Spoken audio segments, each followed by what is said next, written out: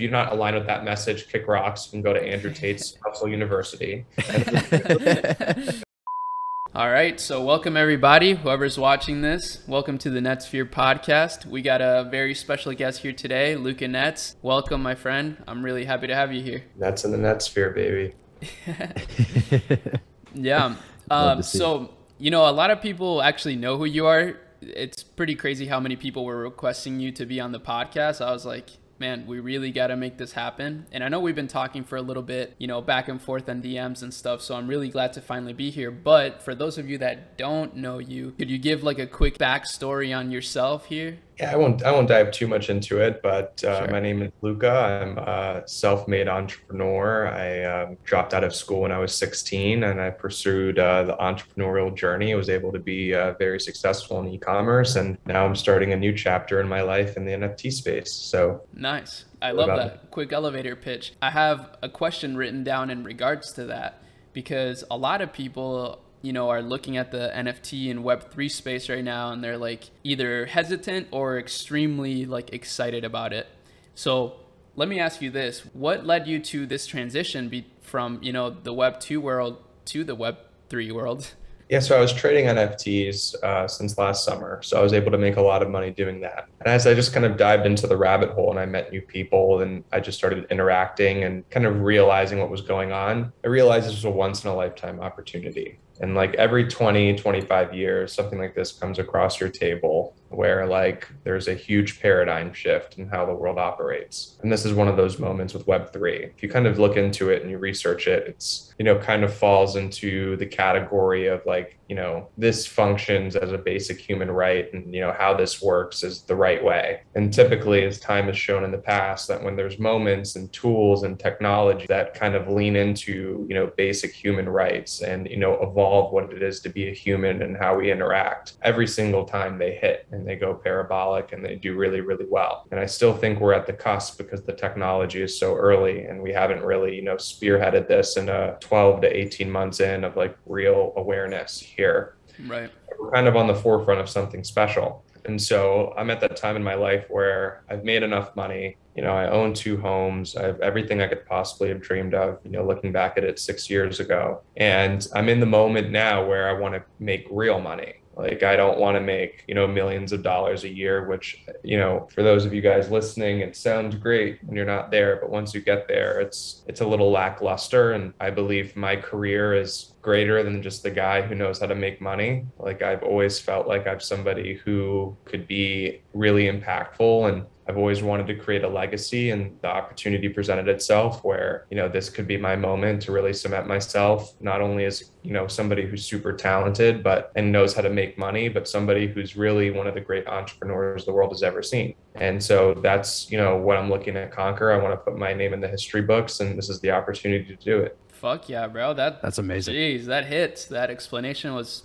amazing. And I totally see it. I mean, to be honest with you, like, you've already made a mark, even if it's like, it's not tangible to you yet. Like, just the fact that so many people wanted to see you on here is crazy to me. Like, especially since you don't really have a ton of content out there or anything. It's just from what you've done. So that's super fucking cool. Let me ask you this. I have another question that just kind of, I'm very, very curious about. And it kind of dives a little bit into your backstory. But when did you begin like entrepreneurial endeavors? Because you mentioned, you want to be one of the best in the world, which I'm going to be really hyped to see. When did that begin for you? So I always knew like I wanted to be successful, and like I never grew up with like connections or resources where I could get like high level jobs or, gaps bridged before like, for me. So I always had to make the opportunities out of myself, from, lemonade stands in middle school to selling weed in high school to throwing shows and dropping out and, throwing underground rap shows right after I dropped out. And then, I got my first job at a company called Ring, and that's what kind of showed me like,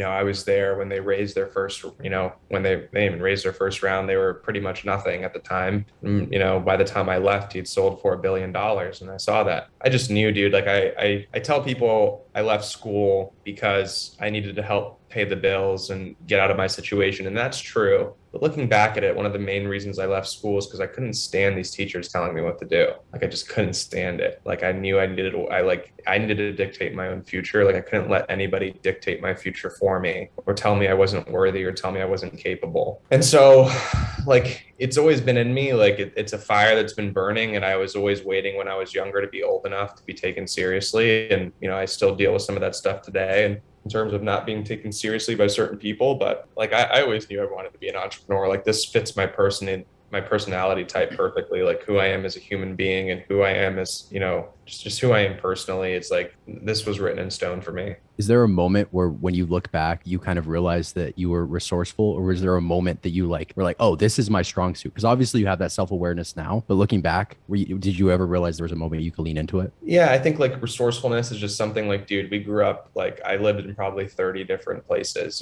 so like being resourceful was like, like you had to do that when you're just bouncing around home to home and staying on people's couches. So you got to make the best of it in some capacity. I think the real turning moment for me was like, I got beat down so much growing up that like my stress tolerance is like through the roof. Like there's moments and things that I could show you or tell you guys about that I don't want to dive into, where I've lost so much money or so many bad things have happened to me back to back to back, and I just like remain unfazed. Like that to me is probably my greatest skill set. A lot of people fail because something goes wrong and they get crumbled, they get crushed under pressure. Oh my God, this happened to me, I'm done.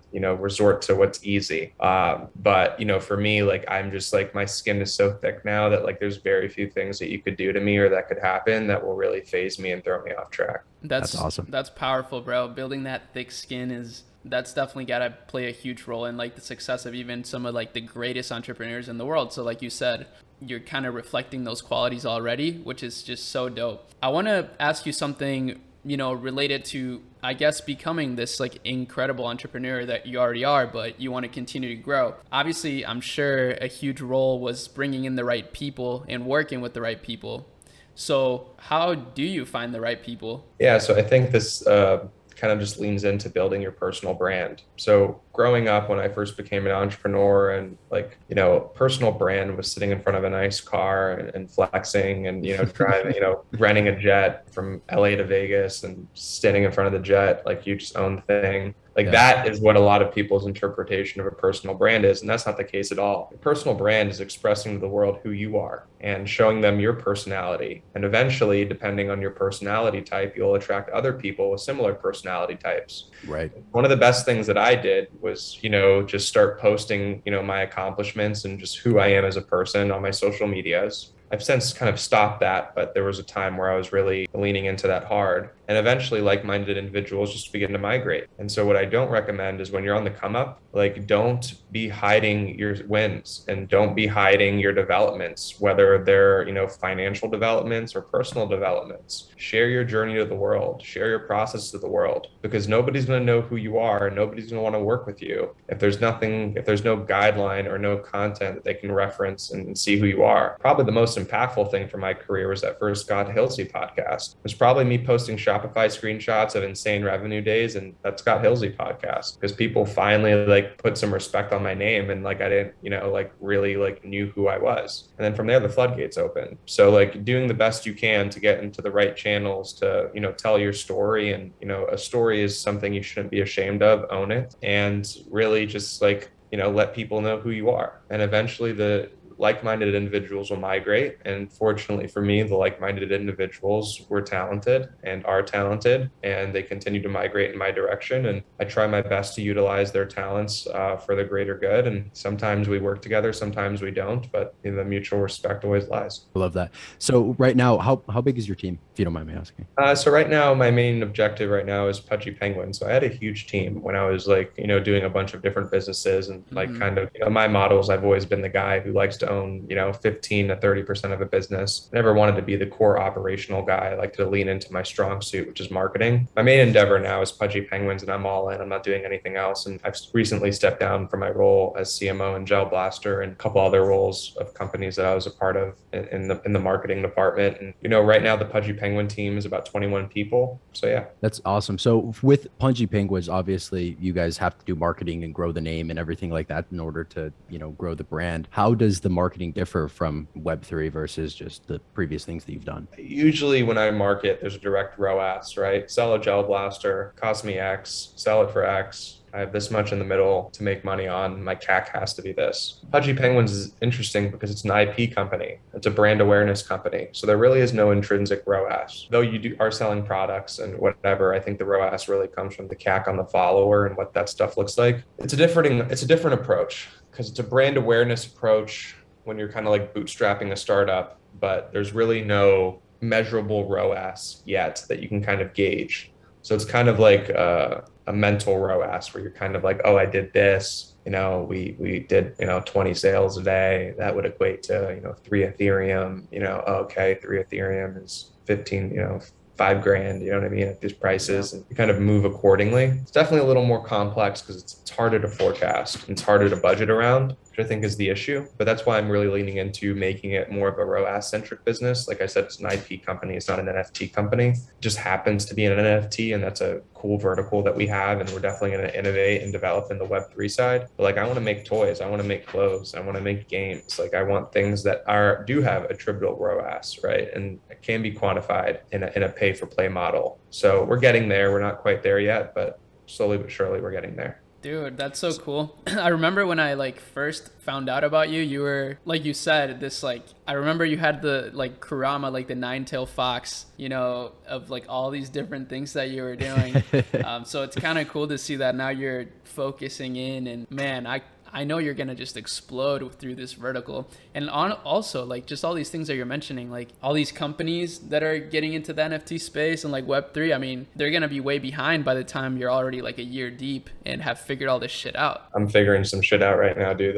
Right now my main priority is getting money because I spent basically $2.5 million buying it, another $500,000 funding the treasury. But I need, when you're competing with guys with 700, 800, $300 million in the bank, it's tough. Though I think I can spend it way more efficiently than anyone else can. My main priority is getting the money to kind of get that first mover advantage, because I've cracked some codes, dude, that when I tell the story about this, a couple of years from now, whenever that time comes, there's some mind-blowing things that I've learned.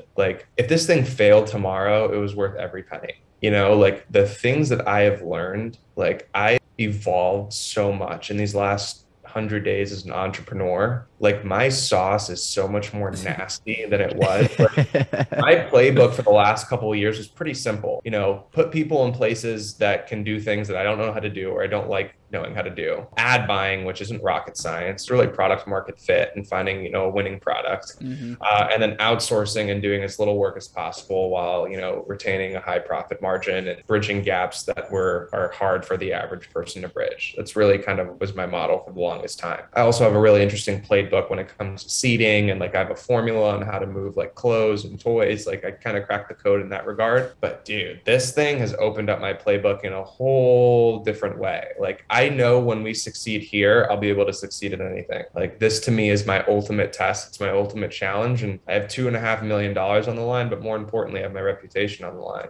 This is the one I'm telling everybody that I'm going to blow out of the water. And so far I've hit, but this one will be a lot more embarrassing if I miss, right? Von Dutch, I told you that'd be the biggest clothing brand. It was, you know what I mean? Gel Blaster, I said it would be the biggest toy, and it is, but this one, I publicly went into something that was dying. I spent $2.5 million to buy it. And I'm basically saying it's going to be the biggest one in the world when all the other guys have hundreds of millions of dollars in the bank account. And so if I pull this one off, it's undeniable. No one can say anything, so this is my ultimate stamp. And, if it fails, it fails. That's God's choosing, but I'm going to do everything in my power to make sure that it wins. And if and when I win here, it's a wrap. It's GG. It's GG, dude. Game over. Game over. I love the chip on the shoulder first. I feel like every great entrepreneur that has a chip on their shoulder that it's look, I'm going to make this fucking happen. So I love that. I love the mentality. So you bought Pudgy Penguins. Yeah. How did you get connected with those guys? And then what made you make the decision that you're okay, this is it. This is where I'm going to go all in? Yeah. So 12 months ago, when I first got into buying NFTs, I had $50,000 and I had a choice. I said I was either going to buy Bored Apes or these new things called Pudgy Penguins. And my marketing mind initially, and this was 12 months ago, before I ever bought it or even it was on the peripheral that I would own this. I mean, I would never have thought I would have owned this. But I knew, I texted all my friends, I said, this is going to be the biggest one. Because there was something, I saw the positioning and I knew which market it would attract. And I said, like, look, like this is going to be the biggest one. So I spent 50 grand on that. I ended up making a fortune off of that trade and it ended up buying Apes and a bunch of others. That investment paid over 50 times over. But I knew since day one, since the second I saw the art, that this could be humongous. Now, unfortunately, the people who started that project at the time, they weren't operational guys. They were just young kids who never started a business before, right place, right time, right art, you know, and it took off. But, you know, slowly but surely started to die when people realized like, look, there's no real concrete leadership here. Well, I've been building brands for the last 5-6 years. And, you know, recently with Gel Blaster, you know, seeing the checks that Walmart and these major distributors are like cutting, you know, for POs for some of these things, I was like, oh, the toy business is interesting. So now that I have like a good sense of that, like when the opportunity came to buy it, I saw a bunch of guys on Twitter making bids to purchase the project. The thing is, they weren't operational guys, right? None of them have built brands. They were just like crypto whales that would probably make jokes out of the project and they would probably do well, but it wouldn't be a legacy brand. And I really felt like the IP, you know, warranted like the next Hello Kitty or the next Angry Birds or the next Pepe the Pig or the next Teenage Mutant Ninja Turtles. Like I really think I believe in this IP that much. So I ended up making a bid. Now, fortunately, I'd met a guy who knew the founder a couple days before. So when I made the bid, he was like, dude, I'll connect you. Like,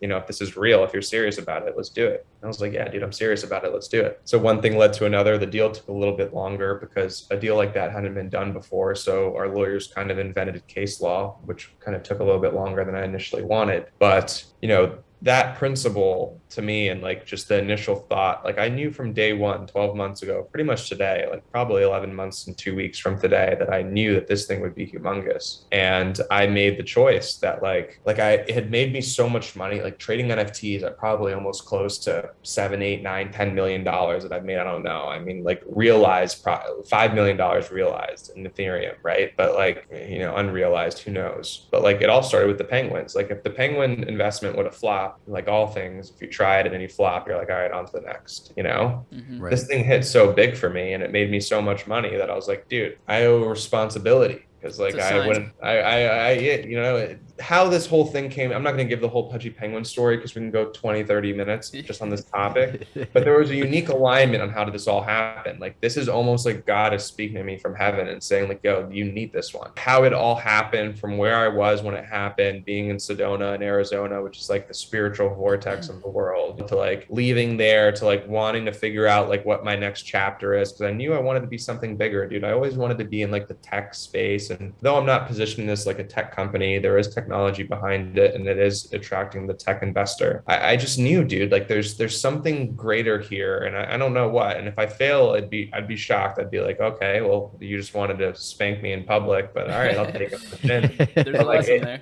You know, yeah, like that's what you wanted. All right, that's, you know, at some point it's created to me, but like, dude, like I'm just seeing how everything is working, how everything is firing, like people that are coming behind us, the people on this team, like, dude, every single thing that I've done for the last 5-6 years has led to this moment. And it's really going to show me it's my ultimate challenge, it's my ultimate test. So like everything in life, I plan on, you know, winning that test and I plan on persevering and coming out on top. So.